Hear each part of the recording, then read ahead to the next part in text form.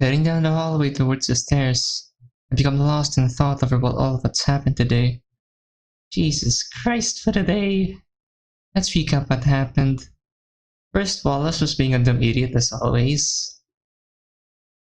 Classes were boring as hell like always, and I managed to make all the 4 girls at the club irritated today. I guess we're talking to ourselves right now. Let's hope I don't have to put "like always" at the end of that. I can only hope. The weather outside is starting to become more and more chilly. I'm hoping we don't get an early snowfall this year. Autumn is a nice time of the year for me. It's when the leaves start falling off trees and the landscapes around here become more beautiful. My walk home continues as normal, shivering every once in a while. Well, I didn't exactly make Yuri mad at me. I got to read with her today, and I told her she could hold on to my book for now. I'd really like to read it again with her, hopefully tomorrow. It was then that I remembered what else happened in the club. The argument between Yuri and Natsuki. Yeah, that. Jeez man, what was I thinking? I shouldn't have said all that stuff to Yuri. God, I'd be surprised if she still likes me after all of this. Likes me. I'd better apologize to her the next time I see her. Natsuki too. Honestly, I think you should apologize to everyone if you're this anxious. But what would have happened if had I not said anything? Would things have escalated even more? It's probably best if I don't get to answer that. What happened today happened, and that's that. After a few minutes, I make my way up to my house and open up the mailbox to see what's inside. 3 envelopes. None of them look like any letter. A letter of any kind from anybody. I'll deal with this later. Closing my mailbox, I stashed the mail away under my left arm and approached my house. We even have sound effects. Cool. With that, I walk into the kitchen to place my bag and the mail onto the table. Taking a seat, I lay my head down onto the table and relax for a bit. What should I do first? Eat? A whole minute passes and all I've done is stare at the wall and think about what should have been done first. I said this a while ago that the kitchen changed, but did it? I mean, to me it became darker. Or that's probably me not remembering very well what the backgrounds used in mods are. Maybe I should get home more. Change your clothes, you big dummy! Once I'm in my room, I change out of my uniform and get myself into yet another t-shirt and a pair of jeans. It's still that time of the year where a jacket feels nice, plus I look pretty decent in one, so I throw one on. Consider that 2 stones with 1 bird down. Wait a minute. Once I'm back downstairs, I walk into the kitchen and open up the fridge. Scanning its contents, I see nothing readily available to microwave and I'm feeling a little pressed for time to actually make something. Guess I'm snacking on fruit all day.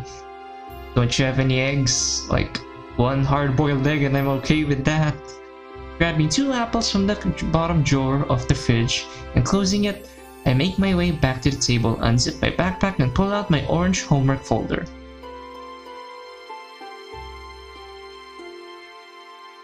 An hour passes and I'm pretty much done with all the work that was assigned today. There is seriously no way I'm gonna use any of this in my future. I only had 5 more problems left of algebra from earlier today, so that went by pretty quickly. Another thing that ran through my mind is that I really should go shopping one of these days. I haven't had ice cream in a few weeks.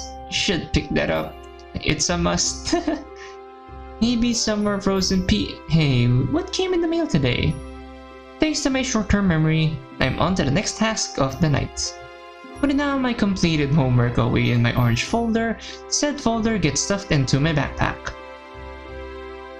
Walking into my living room and placing my backpack in its all too familiar spot on the couch. It's now ready for tomorrow. Heading back over to the kitchen, I grab a knife from one of the drawers, sit down, and use it to open up the mail that was sent to me today. And sure enough, it's some junk mail, the water bill, and the electricity bill. Well, that's just freaking great. My parents are letting me hold on to a credit card that's strictly to be used for bills and groceries. They also let me hold on to a debit card which gets $100 transferred over on the 18th of every month. Kinda like spending money for me. Taking a look at the amount of both the bills, I start staring blankly at both the statements and consider my plan of action. Some feelings of fear arise at the thought of doing adult stuff, but it's easy to push those away, as I've done this a few times before. But since I've never given a checkbook by mom and dad, there goes that idea. Mom and dad once told me that it's very unsafe to send cash out in the mail, so I'll probably have to resort to getting separate money orders again. Have you ever had to get a stop payment on a money order? Not for me. It happened to me once and it was a nightmare. My dad was a bit upset at me at the one time it happened and it felt like absolute torture. With him telling me over the phone what to do and actually trying to contact the union that issues the money orders. I'm surprised he didn't cry that day because of the social exhaustion. I swear to God, if it happens again, I will be very angry. So keeping the amount numbers in my head, I get up, grab the second apple that I didn't eat, and put it in my left coat pocket, my phone in my right pocket. I walk over to the front door and I realize I've left my house keys in the lock the whole time! Oh god. God dang, let's just hope no one got that. I'm surprised they're still here. I really need to be better about this kind of stuff. Huh. Stepping outside and relocking my door, I put my keys into my coat pocket and start my journey over to the 24-hour convenience store. It's only a little bit past 7 p.m. I hate it when it starts to get this dark this early. Well, if you're gonna talk to me, I love the dark. I really can't wait until springtime actually kicks in, when it becomes darker much later on in the day. I mean, not that I actually care or anything. I don't go outside as often as I should. But the natural sunlight feels nice. It improves my mood most of the time. Well, most of the time when the sun's out, it gets really hot and it pisses me off. Personal experience. Isn't there a word for that? Atmosphere? Yeah, that's probably it. Now that's foreshadowing. Well, where's Yuri? Whenever I have to go to the convenience store for something, I always pass by the park on my travels. I only have a few memories of this park when I was growing up. How cool would it be if there was a swing set here? A park without a swing set? Really? I'd be all over that. That's something I haven't done in a long time. My attempt at reminiscing on younger times is broken by the sound of something I don't think I've heard in a long time. Huh? What's this?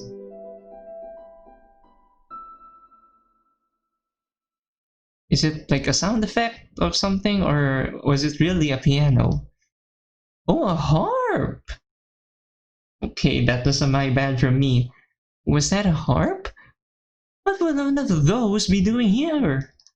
I don't even know anybody that plays one, but it sounded like it came from the forest in the park. Curiosity getting the better of me, I make my way off the sidewalk and into the park towards the forest. Approaching the forest shows a path that my parents always forbade me from exploring, for whatever reason when I was a kid.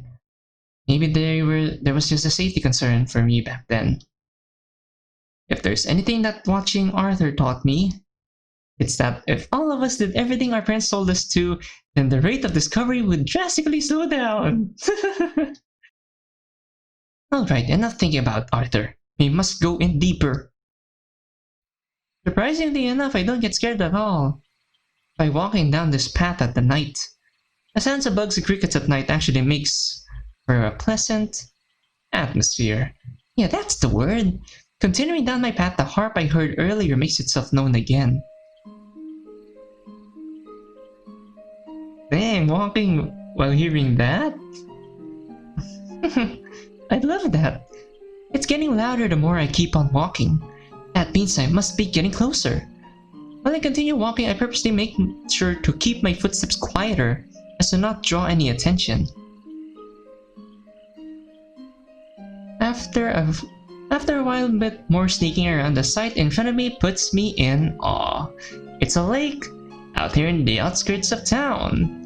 More importantly, it's not the lake that takes me by surprise, it's who's at the lake playing the harp. It's... Yuri. Oh my goodness. Like, now this is unexpected. I thought Monica would be the one with the piano. I know Monica is the one with the piano, I mean, but Yuri with the harp. Okay. She's the one playing this whole time. She's in a beige-colored sweater and in black pajama pants. Either way, I'm awestruck by what I am witnessing. First off, this place is gorgeous. Well, the person who is here is more gorgeous. There are trees everywhere. A rather big one seems to have fallen down close to the water. A few butterflies can be seen flying around, and the sight of Yuri peacefully playing her angel's harp. It's so goddamn stunning! The reflection of the moonlight over the water makes everything feel nice, and her skin glistening under the moonlight makes her look like an angel. Sorry. I just remembered the mod that I previously played before starting our castle walls. Go check it out. Maybe not a... Oh, no, that's a reference. Maybe not a fallen one, but a shining one at that. I decide to start tiptoeing over to her until I'm about half a meter away from the tree she's sitting on. Quietly sitting down cross-legged style, I wait for her to finish playing. Ooh, we get to play as Yuri! Cool! I mean, it's kind of obvious considering that we played as Natsuki, we already played as Monica, we haven't played as Sayori, and now we're going to play as Yuri. Homework was hard to focus on thanks to everything that's happened today, but I managed to get through and complete everything. Thank goodness I don't have to worry about that anymore. Taking my finished homework and putting it in its proper spot in my purple folder, I place it in my bag. Getting up from my bed, I walk over to my bedroom window to open it and stare into the world outside to let my mind wander. There's no way Natsuki could have meant what she said when she said it. How could someone think of me as likable? I don't really see myself like that. You're not the only one that's likable, Yuri. All of you are likable. Stop doubting yourself. I don't know. But Natsuki has a point though. Why else would he want to read with me? Why else would he tell me he likes what I have to say? I don't know. Having too many unanswered questions is making me feel uneasy, so I take a breath of fresh air, close my window, and step away from it to start looking around my bedroom. I'll worry about making dinner and writing tomorrow's poem later. I know what'll take my mind off of this. I look over to my knife collection. Oh god, it's still there. I have hanging on my wall and stare at it for a few seconds, somehow still mesmerized by all the colorful, unique designs in each of them. No. Oh, okay. So at least she's trying to stop. It's been a week since I've last felt like wanting to do that. I still can't believe I picked something like that up. I then look over to my closet of my bedroom, walk over to grab my trusty friend and place it in my bag. I'm glad I have this around as an alternative. Changing out of my school uniform and into some more comfortable clothes, I make my way downstairs and out of my house to go for a walk.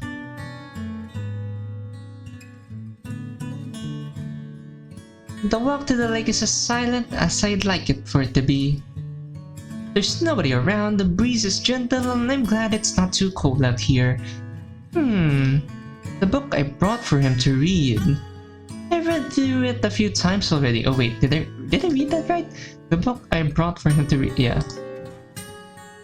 It would be nice to share it with him and see what he thinks about it, like he's doing with his book. But why though? What were his motives for bringing in a book he enjoys? Was it because he wanted to share something he enjoys? just like I did for him? But then again, what Natsuki said... Why did she have to say that right before she left today? She's gotta be just joking around when she said that. But what if? There's no way he could like someone like me that way. But why does he choose to read with me today? Or what? Why did he choose? Why did I allow it? It's not like anything bad happened though. Yeah. I end up placing both my hands around my temple as I feel a small headache come on from overthinking. Taking a little bit of time to recover, I stop in my tracks and notice that I'm already at the park. The walk here so far seemed like such a blur. Was I seriously not paying attention for that long? I hate it when my mind goes overboard like that and I can't keep up. I end up missing out on the atmosphere outside. It's okay. Just breathe.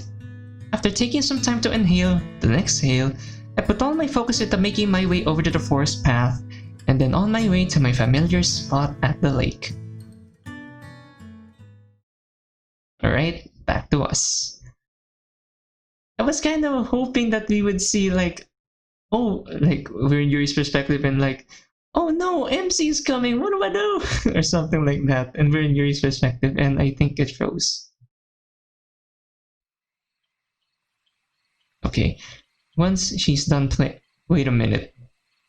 Did it freeze or did I accidentally miss something out because I clicked? Let's just continue. Once she's done playing, she then notices me sitting here and jumps back a little bit, nearly dropping her harp.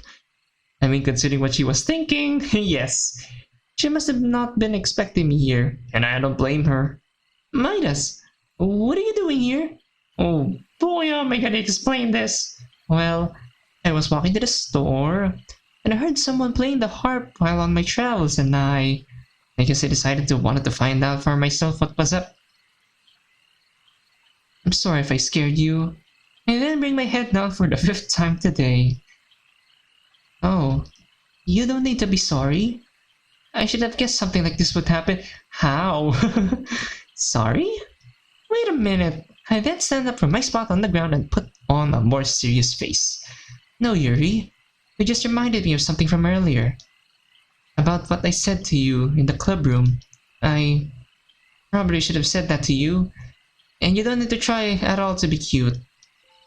After seeing her face turn pink for a 2nd or 3rd time today, I look away from her out of slight uncomfortableness.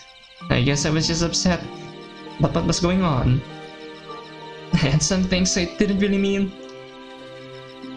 I then resumed sitting down where I initially was, but Yuri remained silent. I decided to force myself to lock eyes with her. Oh no, won't that make her upset? Yuri, you're not upset with me, are you? No, I'm not. If anything, I'm rather happy that you tried putting up a stop to what happened. Oh, yeah. That's because I didn't like how Natsuki was talking to you. I felt like I had to do at least something about it. That girl really gets on my nerves sometimes. Oh, you're able to put up with her? Yuri looks to be deep in thought right now. I guess it's because I've known her for a while and I've become used to how she acts. Sounds like they've been friends for a while then. How long have you and Natsuki been friends? Well, I would use the term friend loosely.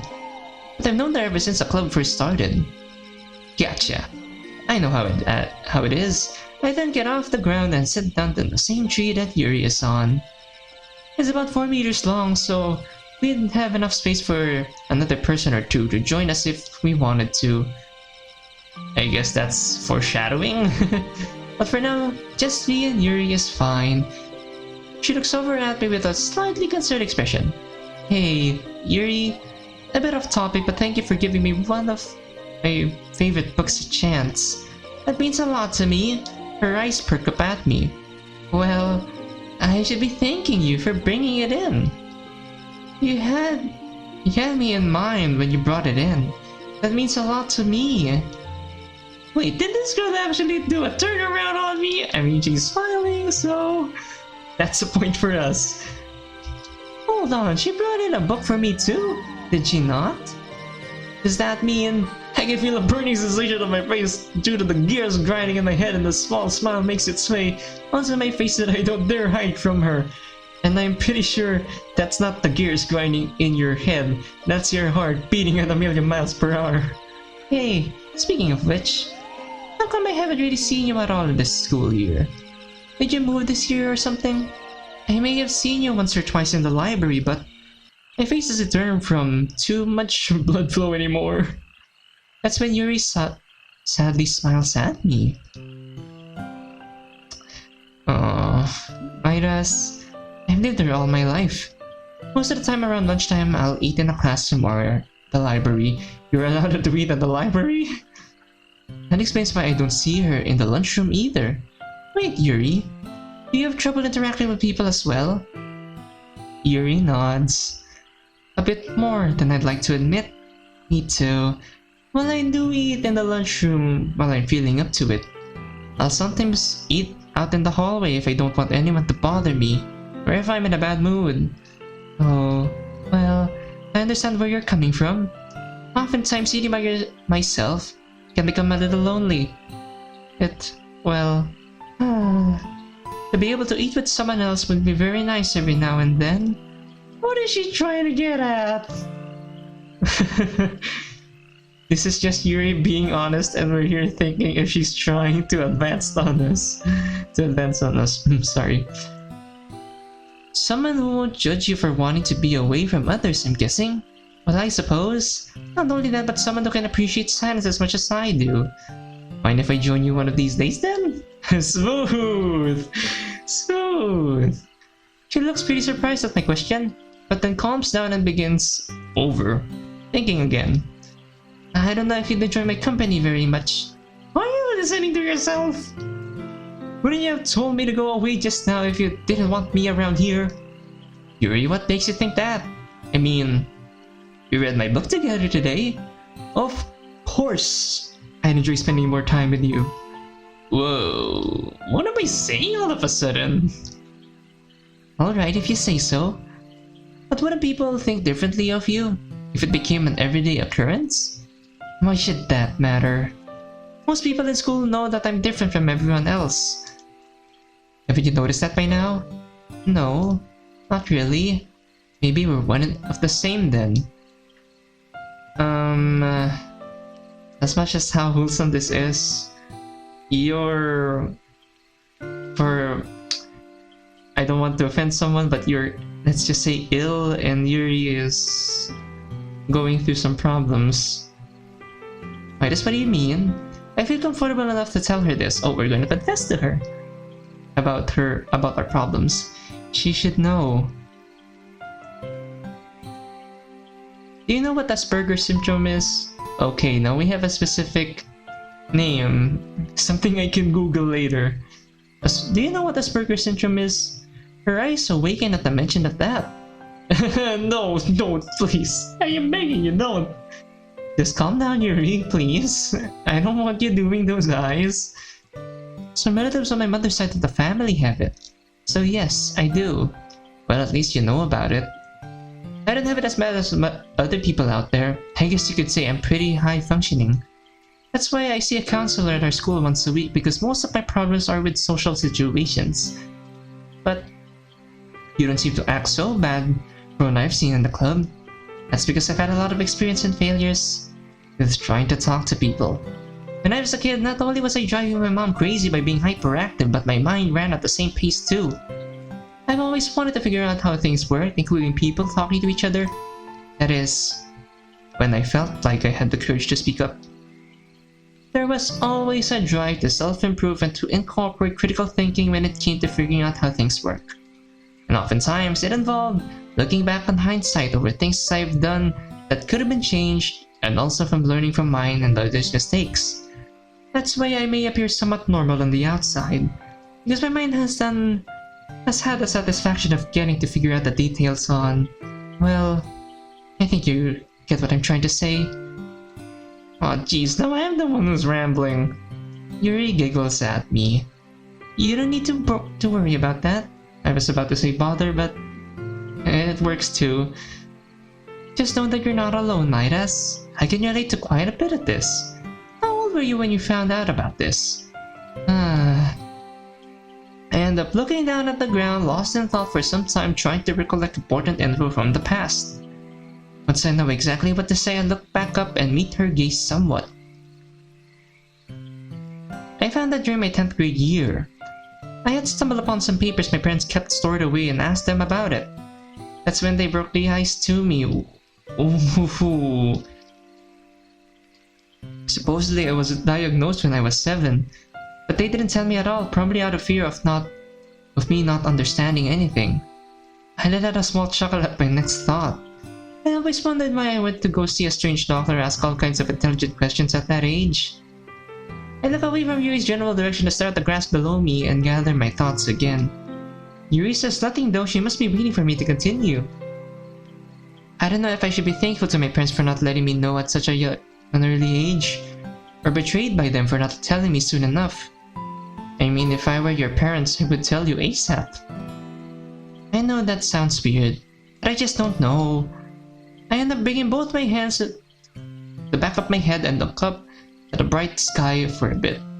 Sometimes it really hurts being different from everyone else, not being able to get hints that normal people can leak, worrying about other people's reactions most of the time, not wanting to interact with people to avoid unnecessary judgment. I bring my head down and look over at Yuri to meet her gaze. I hope you understand. Midas, I mostly feel the same. Sometimes I don't know how to talk to people. Sometimes I don't know how to make people see me as normal. So I understand how you feel. Please try not to feel isolated. Oh, no worries there. At least the feeling's mutual. But real talk though. Where's the sad music?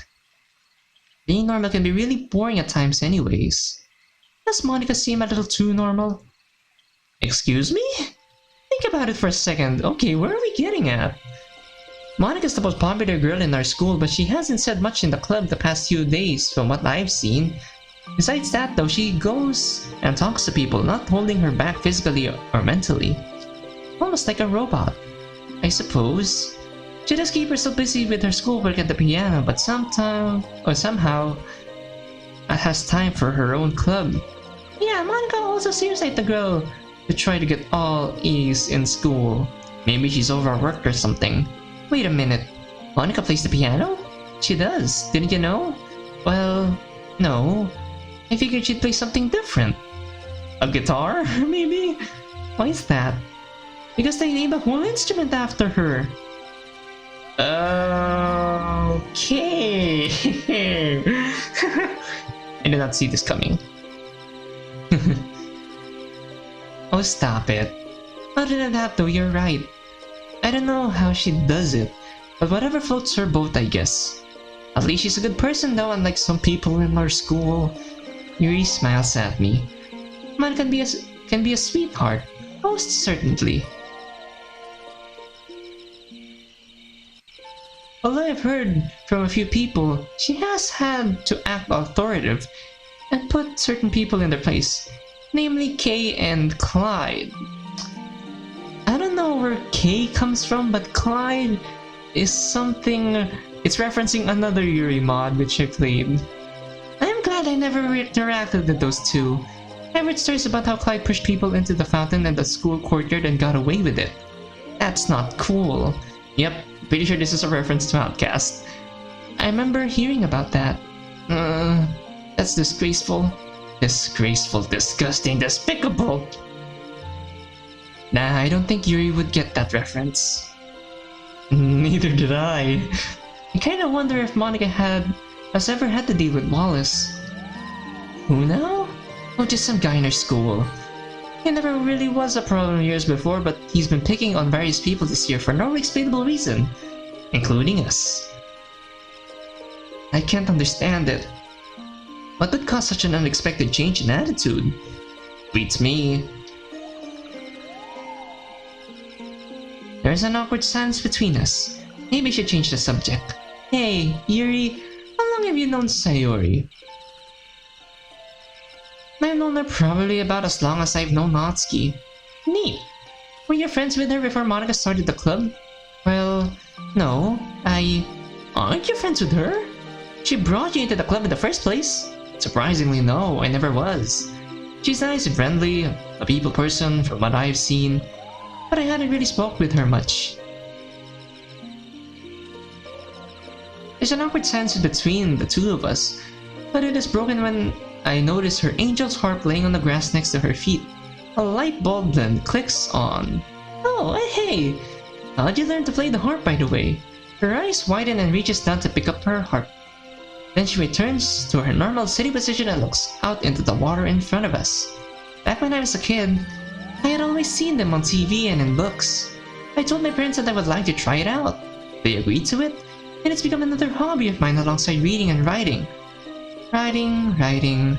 Oh, yeah, earlier today. Sorry to go a bit off topic, but earlier today when we were reading together, you mentioned something about how you come here for inspiration. Do you come here for writing ideas as well? That seems to have made her even more happy. You remembered! Yes, sometimes I'll visit here if I ever need inspiration for writing, or if I just want to enjoy the ambience and to let my mind wander. This girl, she knows how to captivate my interest. Oh, you like to let your mind wander too? Isn't that one of the best feelings? Yes! It feels very liberating at times, also like meditation. I can see that. The one nice thing about letting your mind wander is that it feels like every part of your mind is in a constant flowing stream. Even though what our type of wandering is basically not listening to anyone. It allows good ideas to come to you rather than trying too hard to think of stuff, you know? Ooh. And this comes from experience too? I suppose. It happens often whenever I go to the beach. The beach? Wait, how long have I actually been out here? We're supposed to pay our bills. Taking advantage of your signs, I pull out my flip phone out of my pocket and look at the time. It's been an hour. Jeez, has it really been that long? I should probably head home soon. Huh? Did you say something? She just wandered. It's getting awfully late. I really didn't expect to be out for this long. Aww, made her disappointed. You're right. I too have been out for longer than I anticipated. It is almost bedtime for me. With that, Yuri stands up from her spot on the fallen down tree. But before she gets to walk away, I extend my right arm to grab her sleeve and tug at it twice. Wait! Don't go just yet! She proceeds to sit back down on her spot next to me. Midas, what is it? It's time! Oh. We're going to confess right now? Like, not about our illness, but confess? Right now? I don't know how else to say this, but I think you're pretty fun to be around. I may be awkward and superficial when it comes to stuff to talk about. I may either talk too much or not enough. I may take stuff at face value too often, and I know I can be difficult at times. But that doesn't seem to bother you at all. That's why I've enjoyed every chance to talk to you so far. It doesn't matter the two of us don't appear as normal as everyone else. That doesn't matter at all. I believe that nobody in this world should ever be lonely. So, what I'm trying to say is, I extend my right arm towards her with only my pinky extended, my index, middle, and ring finger curved inwards towards my palm. Okay. Not exactly a confession, but a very wholesome pinky promise, considering we extended our pinky. I hate to be good friends with you from this day onwards. Yuri looks at me with somewhat visible confusion, but seems to get the hint that when she smiles and does the same with her right pinky, which then intertwines with each other as she continues to smile warmly at me. This is actually happening right now. This feels nice. No, wait. That's when I bring my thumb up and bring it towards my pinky. We gotta stamp this to make it official. She giggles at me and proceeds to do the same until the faces of our thumbs make contact. Aww.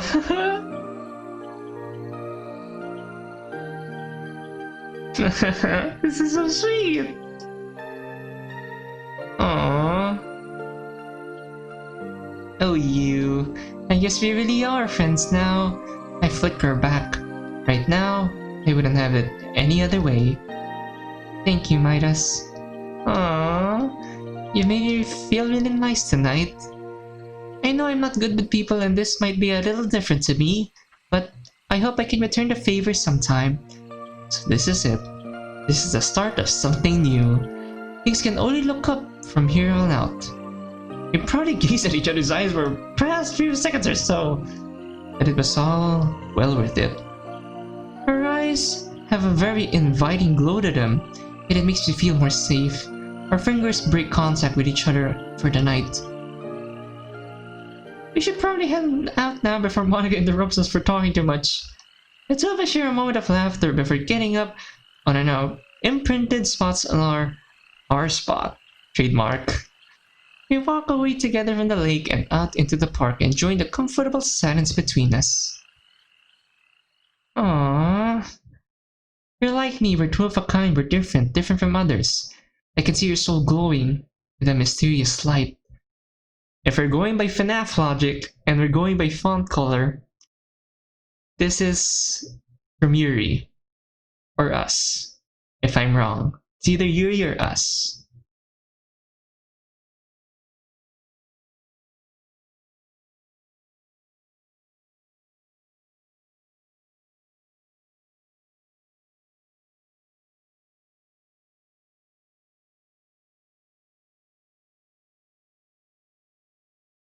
Once we both reach the sidewalk, we exchange our farewells and depart from each other for the night. I can't help but watch as Yuri walks over to where she lives, awestruck by the realization that just occurred to me. Then I made to stare at the tendrils of her hair illuminating. She walks under the amber glow of the streetlights. Holy dang! Never in my life would I ever think I'd make friends with the ghost. Ghost streetlights, a reference to her shirt. Really cool. It's time to go home and write for now. Thank goodness we remembered to write a poem.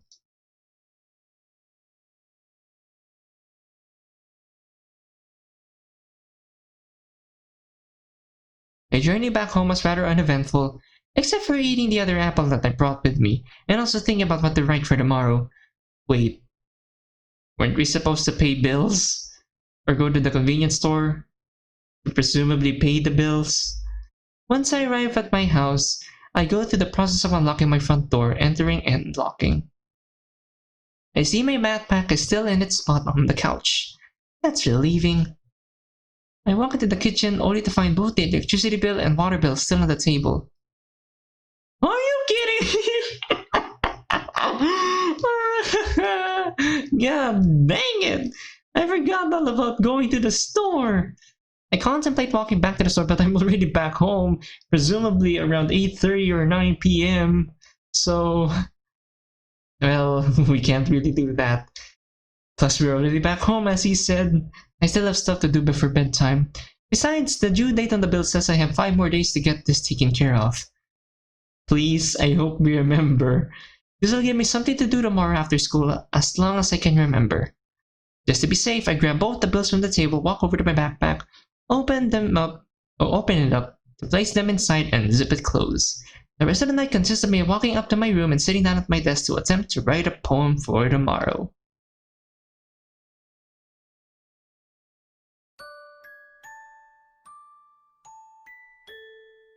What's this? Chapter 3. Okay, unusual hobbies. I can already guess what Yuri's is, but do we have one?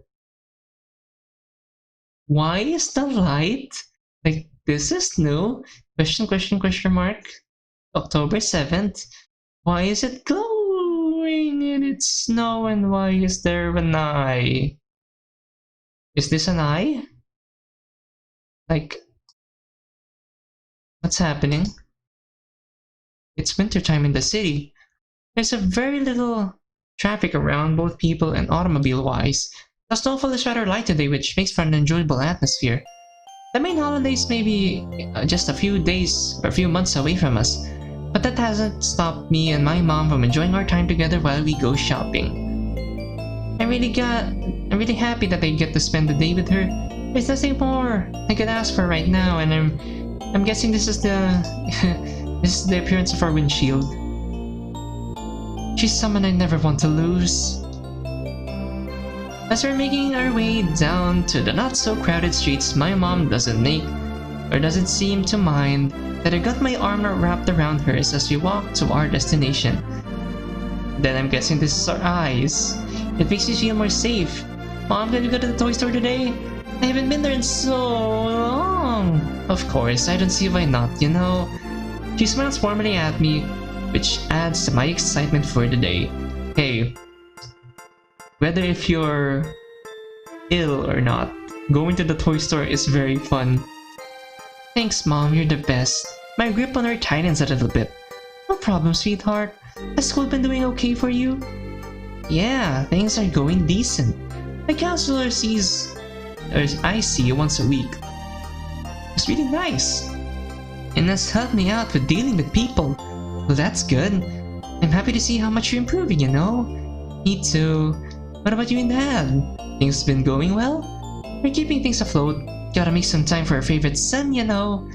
I can't help but smile and bury the side of my head into my mom's arm at her remarks. As I mentioned before, the holidays haven't quite reached us yet. But seeming that I rarely get to spend time with my parents, I guess the two of us going to the toy store would be considered a special occasion. As we approach and enter the store, we notice that there are no employees at the front counter. They're on a break or something. They're around here somewhere. As I'm looking at everything the store has to offer, my mom calls out to me. Midas, remember dear, try to keep it under $20 only. Right. I smile back at her and begin my journey through the store. Well, this place is filled with all sorts of cool things. My interests are rather limited. Usually when something captures my full interest, it becomes a majority of what I think about for months, sometimes even years. I think the word for that is hyperfixation.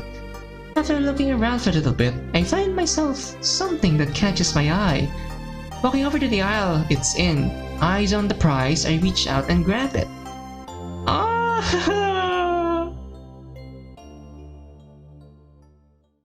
You're talking to a Thomas and Friends fan. I really love those! And the fact that we're getting one? Yes, please! It's a Thomas the Tank Engine die-cast metal train sealed in a portrait art style package. But it's one I've never seen before! A twin pack of Donald and Douglas. Out of all the 85 released with this kind of package, I've never seen this one out in my life. I must have it! Please buy it! I hope it's under $20.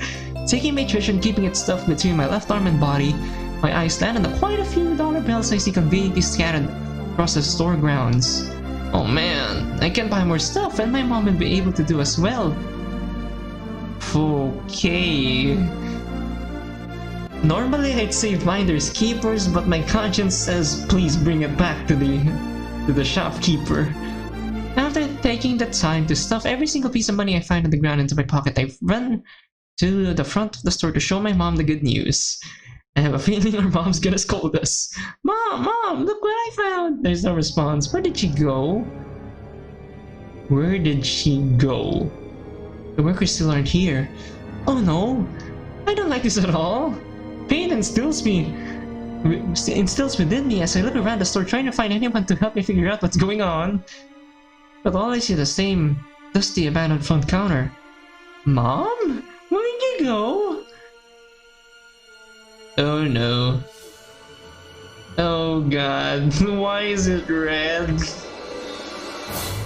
I run outside of the store only to see that the blue sky has turned into a nerve-wracking shade of red with no one else in sight. This is too scary, you're not the only one. Oh god.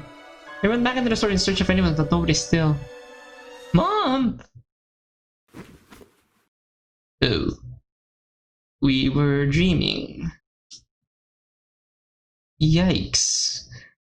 That was scary, not gonna lie. Shooting up from panic, I take a moment to relax and think about the dream I just had. Mom.